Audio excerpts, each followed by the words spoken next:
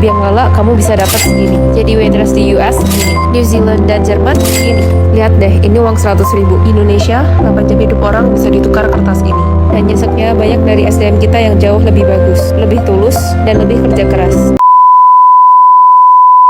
Assalamualaikum warahmatullahi wabarakatuh. Halo teman-teman semua, kembali lagi dengan saya Anggun Afrianti.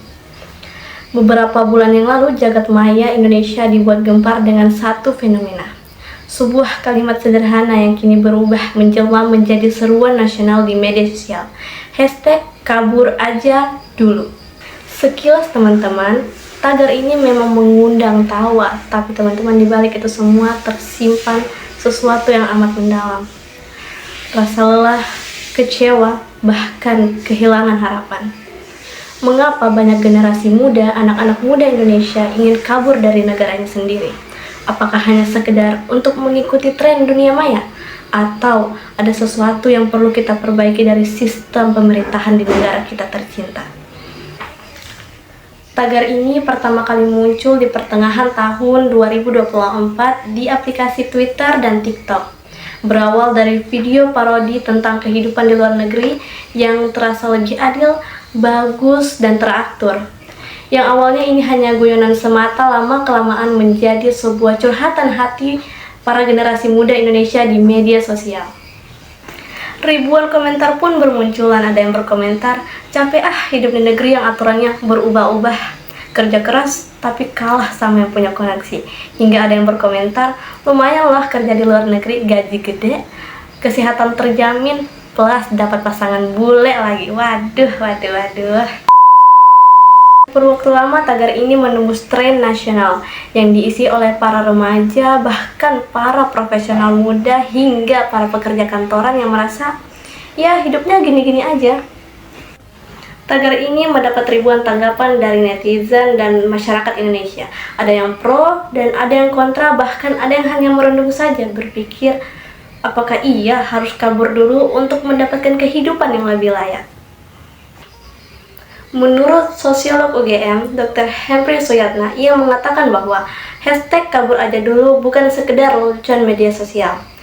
Ini adalah bentuk kritik sosial kolektif. Cara generasi muda menyampaikan kegelisahan melalui bahasa digital yang ringan tapi tajam. Dalam wawancaranya, Dr. Henry menyebutkan bahwa di balik tawa ada luka, di balik candaan ada makna. Dan benar saja teman-teman, media sosial kini menjadi ruang baru bagi kita untuk mengungkapkan sesuatu yang tidak bisa lagi kita ungkapkan secara nyata atau secara formal. Fenomena ini mengungkap bagaimana ekspresi publik bergeser dari orasi di jalan menuju ironi di layar kaca. Teman-teman, dilihat lagi lebih dalam bahwa hashtag ini bukan lahir dari ruang kosong, tapi lahir dari fakta yang nyata. Ia lahir dari tumpukan realita yang kompleks yang sejalan dengan ketidakseimbangan antara ekonomi, sosial, dan kebijakan pemerintah yang tidak sejalan dengan kemauan dari masyarakatnya. Menurut data Badan Pusat Statistik Indonesia tahun 2025 ini, jumlah pengangguran di Indonesia telah mencapai angka 5,4%, yang dimana didominasi oleh para kaum muda Indonesia, para lulusan muda di Indonesia.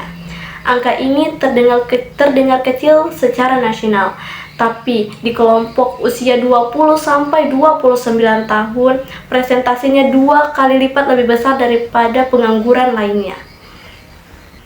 Dan benar saja teman-teman, banyak anak muda Indonesia yang telah menempuh pendidikan di jenjang yang sangat tinggi, tapi malah kesulitan mendapatkan pekerjaan. Sulit untuk mencari pekerjaan yang sesuai dengan kompetensi yang dimiliki oleh diri mereka. Bahkan, banyak mereka yang telah bekerja menghadapi banyak sekali tantangan, mulai dari gaji yang rendah, jam kerja yang panjang, dan tuntutan hidup yang semakin meningkat.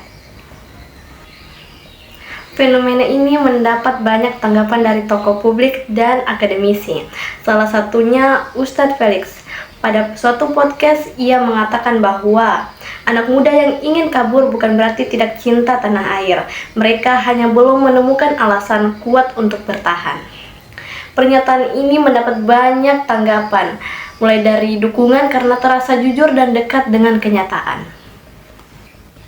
Sementara itu, menurut mantan Gubernur DKI Jakarta, Anies Baswedan, ia menegaskan bahwa pentingnya kesabaran sosial. Dalam wawancaranya dengan Detik News, ia mengungkapkan bahwa mencintai negara bukan hanya ketika semuanya berjalan baik, tapi juga ketika mau memperbaiki yang salah.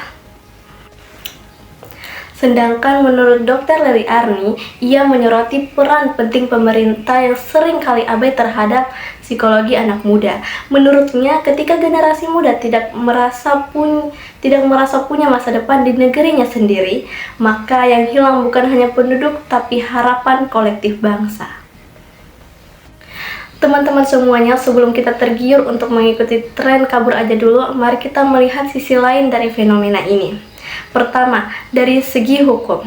Banyak pekerja migran yang berangkat tanpa dokumen resmi. Akibatnya mereka menghadapi resiko tinggi, tertipu agen, dideportasi, bahkan menjadi korban eksploitasi. Yang kedua, dari segi sosial. Beradaptasi dengan budaya asing atau budaya baru teman-teman tidak semudah yang kita bayangkan. Menghadapi bahasa baru, cuaca, dan bahkan banyaknya gaya hidup itu membuat tekanan mental yang sangat berat. Tak banyak yang memutuskan untuk pulang kembali ke Indonesia dan terlanjur malu karena realitanya tak sesuai dengan video-video viral yang beredaran di media sosial. Yang ketiga, dari segi nasional.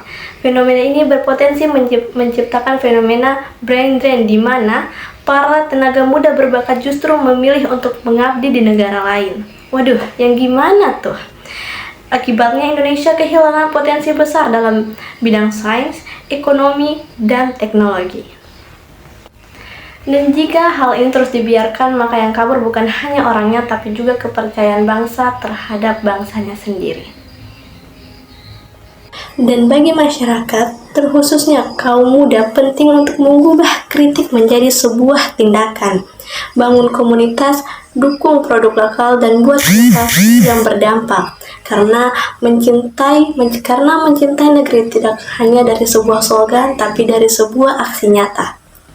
Dan teman-teman, menariknya banyak dari mereka yang memilih kabur akhirnya memilih untuk kembali pulang. Salah satunya Riza, 29 tahun, lulusan teknik. Ia bekerja di Jepang selama 4 tahun dan akhirnya memutuskan untuk kembali pulang ke Indonesia untuk membangun sebuah usaha, yaitu sebuah bengkel otomotif di Bandung. Ia berkata, "Saya sadar kalau semua orang pergi, siapa yang akan memperbaiki yang rusak?" Dari cerita seperti Riza adalah pengingat bahwa tidak semua kepergian adalah pelarian. Ada yang pergi untuk belajar, lalu kembali untuk membangun. Mereka bukan kabur. Mereka berputar untuk pulang dengan ilmu yang baru. Teman-teman, hashtag kabur aja dulu mungkin lahir dari sebuah lelah, tapi di dalamnya terdapat sebuah cinta. Cinta yang sedang mencari bentuk terbaiknya. Generasi muda tidak ingin meninggalkan negeri ini. Mereka hanya ingin percaya bahwa Indonesia juga mencintai mereka yang kembali. Dengan kebijakan yang adil, kesempatan yang nyata, dan pemimpin yang mendengar. Pergi boleh, tapi jangan berhenti peduli. Karena rumah bukan tempat di mana kita selalu tenang, selalu senang, tapi tempat di mana kita selalu ingat kembali memperbaiki. Maka dari itu teman-teman, sejauh apapun kita pergi, jangan pernah lupa kita siapa dan dari mana kita berasal. Sekian dari saya, Anggun Aprianti. Lebih dan kurangnya saya mohon maaf. Wassalamualaikum warahmatullahi wabarakatuh.